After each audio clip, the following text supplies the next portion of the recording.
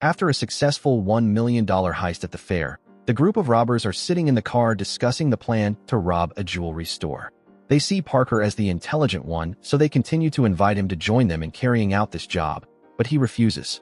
The reason is that this gang is too unprofessional, not highly capable, and also very ruthless. Seeing they couldn't persuade him, the leader, Melander, signals his henchmen to take out guns to eliminate him, because he also had no intention of sharing a single dime with Parker anyway. Seeing the situation wasn't good, he uses his elbow to strike hard into the face of the guy sitting next to him. Melander intends to shoot him, but amidst the chaos, the bullet flew towards the driver. The car loses control, but the guy next to Melander quickly grabs the steering wheel, then turns back and aims straight at Parker's chest and shoots. Caught by surprise, Parker is hit. He quickly breaks the window and jumps out of the car. Due to carrying the gunshot wound plus jumping out of the car at high speed, Parker is bruised all over, bleeding profusely. But the leader doesn't intend to let it go. He orders his henchman, August, to get out and finish him off to eliminate the future threat. This guy, whose nose Parker had just made bleed, so he hates Parker intensely. He takes his gun and shoots him, not forgetting to kick him down into a nearby ditch to make sure he cannot survive. Actually, Parker and this group of 4 thieves did not know each other beforehand. He knew about them through an introduction from Claire's father. Mr. Hurley is also a discreet robber who had carried out many successful heists with Parker. He assessed him as an extremely meticulous person, so he connected him with Melander's gang. They planned to rob the supermarket's treasury, so they desperately needed an experienced person like him. If he agreed, the whole group would willingly let him plan and direct, because they knew Parker's principle is to rob the rich, not the poor. And above all, Parker never wants to harm innocent people. That morning, in the town holding a very crowded fair, it was even easier for the gang to disguise themselves to blend into the crowd. First, 2 henchmen disguised as 2 clowns mixed into the crowd heading to the predetermined location. They turned into a corner alley and put up a tarp to prevent anyone from seeing. One guy removed a wall panel then crawled down. This was right below the vault. After everything was done, he released 2 bunches of red and blue balloons to signal to his accomplices that he had successfully infiltrated. As for Parker, he wore a wig and disguised himself as a priest to deceive everyone. He appeared very gentle. The vendor let him play darts for free. When he won the prize, Parker gave it to the little girl waiting for her turn. Looking up, he saw the bunch of balloons his accomplices signaled with. Parker approached the security booth. Before leaving, he called August and reminded him, "That guy better stop checking out girls. It's time for action." He was assigned the task of burning the horse stables. The purpose was to use the fire to lure the police there, helping his accomplices have time to steal the money. But when August arrived, a guard stopped him because the horses inside were eating. The guy angrily cursed the caretaker and left. Inside the vault, everyone was diligently counting the earned money, unaware of the presence of the 2 clowns disguised as Melander and his henchmen. At this moment, Parker, in his priest guise, came knocking, pretending to ask the 2 young police officers for directions. He naively gave Parker directions. Suddenly, from under the floor, the green-haired clown jumped out. He pointed his gun at the police officer but dared not shoot him dead because Parker said they would not kill innocent people. He also rushed in to take the police officer he just spoke to hostage, threatening everyone in the room to raise their hands and surrender and put away all listening and calling devices. When the police officer, out of extreme fear, had an asthma attack, Parker very kindly said, "We will not kill innocent people. Today you will go home safely to your girlfriend if you behave." Funnier still, he even said, "Thank you, Father." Melander was very surprised by Parker's top-notch improvisation skills. He used a blowtorch to break open the safe door, then stuffed all the money into backpacks. Suddenly, a loud explosion was heard from outside. Knowing that August hadn't followed the original plan, the 3 split up and fled. Everything was August's fault. When looking for the haystack right by the horse stable but not finding it, he looked around and randomly burned another pile near the performance stage. This area was full of old folks dancing. Unfortunately, the fire spread to where the gas cylinders were stored. When the fire spread downwards, causing the pile of cylinders to explode, people trampled over each other running. Many fell due to the large explosion. Another accomplice was outside, disguised as a police officer. When he saw the fire trucks arriving, he knew it was time to pick up his accomplices. The 2 clowns were already waiting, then loaded the backpacks of money into the back of the trunk. On this side, Parker calmly removed his wig and disguise. Due to the crowd fleeing, no one saw his suspicious actions. When he saw the festival burn to ruins, he was very angry. Returning to the base they had agreed upon, He rushed out of the car and punched August painfully in the stomach because he didn't follow his instructions. Afterwards, they all went to the back and transferred the money to a larger vehicle, then drove off. The subsequent events unfolded just like at the beginning of the movie. Parker was betrayed by Mellender's gang and thrown into a ditch. But main characters are always very lucky. As Parker lay dying, a car passed by and saw him. So the father and his 2 children waded into the water and pulled him ashore. Seeing he still had a chance to live, they took him to the hospital. Opening his eyes, Parker saw himself lying in a hospital room. His arms were covered in tangled wires. Above, the television was broadcasting news about yesterday's incident. When he learned that a 51-year-old man had died in the arson, Parker was furious. He definitely had to avenge himself on Mellender's gang. The elderly patient in the next bed advised him not to get up yet and intended to call a nurse, but he stopped him. The old man said that because he had no family or identification papers, the hospital had reported it to the police. When he opened the door, Parker saw several cars with sirens blaring approaching the hospital. The old man was a good person. He said Parker was sick and needed help more than him. Then, taking advantage of an employee turning their back, Parker tightly choked him until he passed out. Next, he disguised himself as a doctor and pushed the old man out into the hospital lobby. Luckily, no one recognized him. Once outside the entrance, he let the old man go, not forgetting to wish the old man a speedy recovery. He got into an ambulance parked nearby and drove away. In the ambulance, he took available medicine to treat himself. Recalling the ungrateful actions of Mellender and his gang, Parker ground his teeth and vowed that he would not let this case fade. He would take revenge on all of them. After the pain subsided, he stopped at a roadside lodging near a hunting spot. Waiting for the person in the room to leave, he snuck into the bathroom, washed himself clean, then took weapons and left, not forgetting to swipe the guest's car. The first thing Parker needed was a new identity. He contacted Norte. He is a master forger of documents, with close ties to Hurley, his future father-in-law. Norte said this would require a lot of money to complete. Parker oked it immediately because he was planning to rob a pawn shop that specialized in exchanging money. He used a gun to subdue a store employee, then threatened him into telling his colleague that he had just been shot and was being helped by this man. As soon as the person inside opened the door, that person was immediately subdued by him. They were very obedient and did not resist, so Parker would not harm either of their lives. Afterwards, he took the money and fled. Reaching the door, he immediately jumped into the 7-seater car of the old woman from earlier, because compared to the beat-up car, this car was much better. Driving straight to Norte's place, he was enthusiastically introduced to various services by the old man, but he only needed some basic documents and lied that the purpose of using them was just for car installments, not for fighting. So this old man actually believed him and was unintentionally dragged into trouble. He scheduled him to return in 5 days to pick them up. On this side, Parker called Hurley to report the incident. Learning that he intended to find Mellender's group for revenge, the old man advised him to let it go, not to get involved with this gang. Suffering a small loss wouldn't matter. Because Mellender has powerful backing, his henchman is August. This guy is Danzinger's nephew. That guy heads the notorious Chicago Mafia organization, a notorious arms smuggler. But Parker didn't care. He threatened Hurley to give him their information. Finally, the old man knew he couldn't stop this stubborn young man anymore, so he revealed Bobby's information. That guy is August's brother, so investigate starting from him. He went to the bar as Hurley instructed. Upon entering the bar, 3 large, fat bouncers stopped him, but when he said he was sent by the boss Danzinger to talk to Bobby, they agreed, but said he still had to wait outside. Taking advantage of the guy going up the stairs, he used a fire extinguisher to knock him unconscious. Entering the room, seeing Bobby yelling at the manager, Parker said, "Where is August right now?" Bobby angrily ordered his henchmen to grab him, but they couldn't do anything to Parker and were slammed head first onto the table by him. Next, he used a bench to clamp Bobby's neck tightly and said, "Your brother teamed up with Mellender to screw me over. Spill the address, or I'll send you to heaven." But Bobby stubbornly said he would call his crew and Parker would be in big trouble. He retorted, "Trouble as big as my fist," then tightened his grip on Bobby's neck, causing him to cry out in unbearable pain, making him confess that his brother was in Florida, specifically in Palm Beach. Suddenly, a henchman entered. He shot towards Parker, but he quickly escaped into the crowd and disappeared.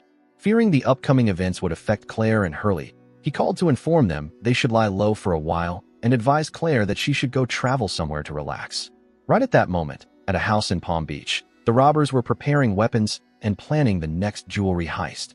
August received news from his brother Bobby that a crazy bald guy was pursuing them, that it was Parker. They were angry learning that he wasn't dead, but was hunting them all down. Melander furiously pressed a gun to August's face, threatening, "Hurry up and contact your mafia uncle, or we'll all be in trouble." Now it was all August's fault for not dealing with Parker thoroughly, so the responsibility would fall entirely on him.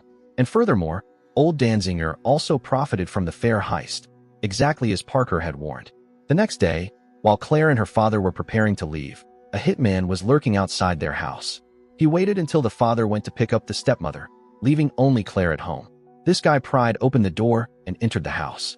He snuck up to her bedroom, but made a noise that alerted Claire.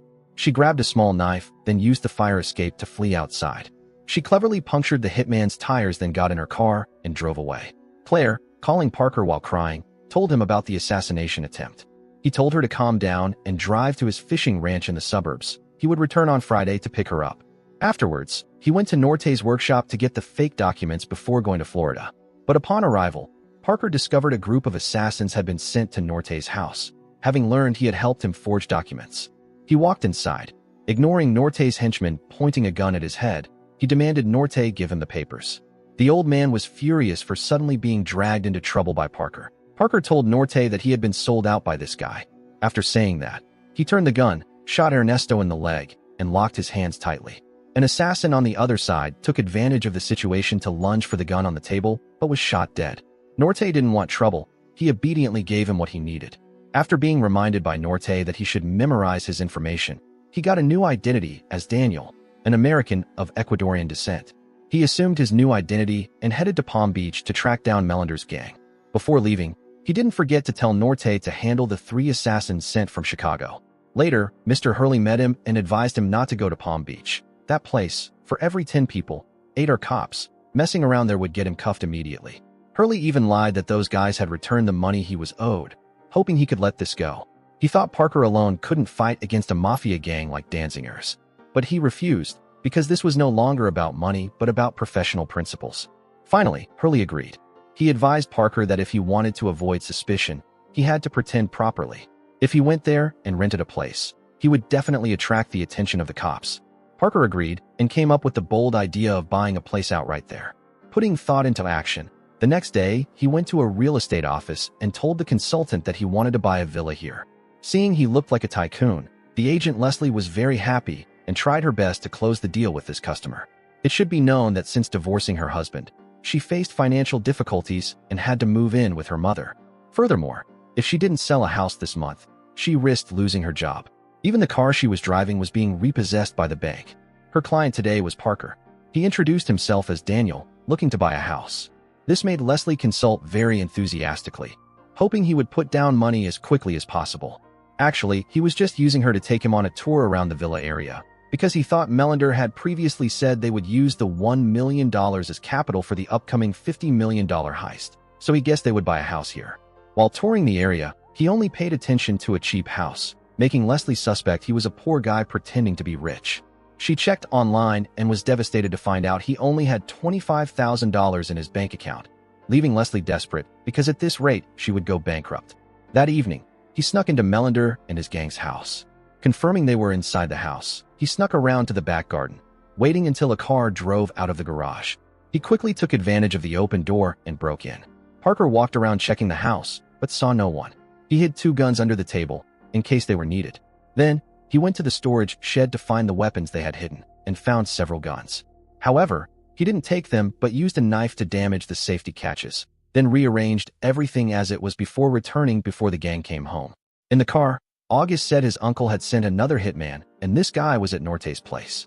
Unfortunately, this time the old man couldn't escape death, being stabbed once in the heart by the hitman.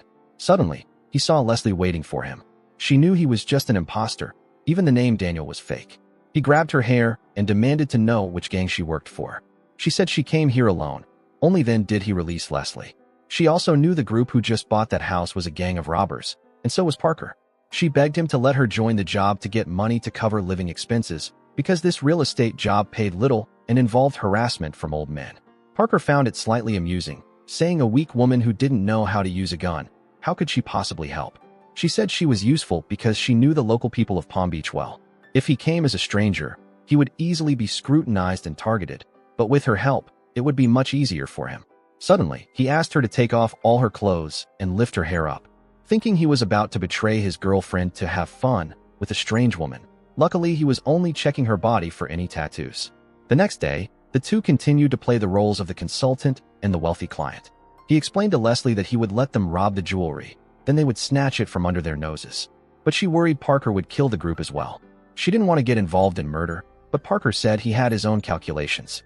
When Leslie learned the jewelry store Mellender's group was targeting was Mrs. Grandon's jewelry chain, because the auction would have so much security, not even a fly could get through the door, she asked to quit the job immediately, but it was too late as she had already agreed to participate. Mellender's gang was one step ahead of them. They disguised themselves as decoration staff, thereby easily learning the position of each item on the official auction day. At the same time, the hitman they sent had snuck into Parker's apartment. However, Parker snatched the knife away, and the two fought fiercely. Parker threw him into the kitchen cabinet. Next, he used a cord to strangle the guy. This guy was also a professional. He quickly broke free and attacked Parker again. He used the plastic shower curtain to cover his face. Just when it seemed our main character was about to die, he kicked hard at the man's foot, causing him pain and lowering his guard. Thanks to that, he successfully used the toilet tank lid to smash this guy, killing him on the spot. Knowing this place was no longer safe, he secretly fled to Leslie's house. Early in the morning, she had a visit from the police. She panicked when she saw bloodstains in the kitchen and secretly wiped them away, but when the blood-covered dog walked into the kitchen, she discovered Parker, covered in blood, hiding in her house. To cover up, Leslie lied that she knew nothing. Luckily, the policeman had a crush on her, so he just told her to be careful and left. When he left, Parker told her to call Claire to come and treat his injuries, because his girlfriend was a nurse and she would keep him safe. Coming home from work, Leslie saw Claire and chewed her out. Leslie said, "You're his girlfriend and you don't stop Parker? He's injured like this, and he still plans to go rob." Looking at this situation, it was unclear who Parker's girlfriend really was. The auction time was approaching. Parker had to finish his soup to regain strength. Meanwhile, Mellender's side had distributed weapons to prepare for action. They split into several groups. One side with Mellender and two henchmen disguised as firefighters, August posing as a yacht crew member, the remaining people hiding at the auction. As the old spy from Mellender's gang was making the welcome announcement, the platforms on both sides suddenly exploded, causing the elite guests to flee in all directions. August observed smoke rising from afar. He called his accomplices to report the situation. The accomplices' fire truck immediately arrived at the scene. These guys tricked all the guards outside and locked the doors. Then, the gang freely looted jewelry worth tens of millions of dollars, because after this job, they would be rich and live comfortably for the rest of their lives. Finished, the robbers planned to escape by diving underwater to wait for August's boat to rescue them. But unfortunately for this guy, the patrol police drove their speedboat in pursuit from behind and ordered him to stop. On the shore, a crowd of guards stood watch. Surrounded both front and back, made August reveal his uselessness. He panicked greatly. He was forced to leave while his teammates still had to grope underwater. Learning that all the necklaces and rings had been stolen, the police dispatched helicopters to search for Mellender and his accomplices throughout the night, causing severe traffic congestion. Thinking about Parker having no one to help, she drove back to pick him up, but by this time he had already gone alone to Mellender's house. She immediately drove to that house. At the same time, the gang had returned. They laughed with satisfaction at having successfully completed the heist. However, while hiding, Leslie was discovered by August. He threatened her and dragged her into the house. Mellender suspected she was sent by Parker and that he was lurking outside. August flew into a rage, physically assaulting her, causing her to fall, and threatening to kill her if she didn't confess. But Leslie still pretended she didn't know who Parker was. The whole gang checked throughout the house to find where Parker was hiding. The long-haired guy went to check the backyard. Unfortunately, he was stabbed from behind in the neck by Parker, killing him instantly. After learning the long-haired guy was killed, the leader sent August to check again. When he showed reluctance, he was forced by Mellender at gunpoint. At this time, Parker was inside the house. When he saw the black guy harassing Leslie, she looked towards where he was hiding, causing Mellender to spot him. He shouted that if he didn't come out, he would shoot this woman through the skull. Worried about Leslie, Parker didn't notice Mellender holding a gun behind him. Luckily, he turned back just in time, creating an opening for Leslie to grab the gun under the table. She shot the black guy multiple times. Taking advantage of his large build, Mellender used one hand to hold Parker, while his other hand punched him repeatedly in the stomach.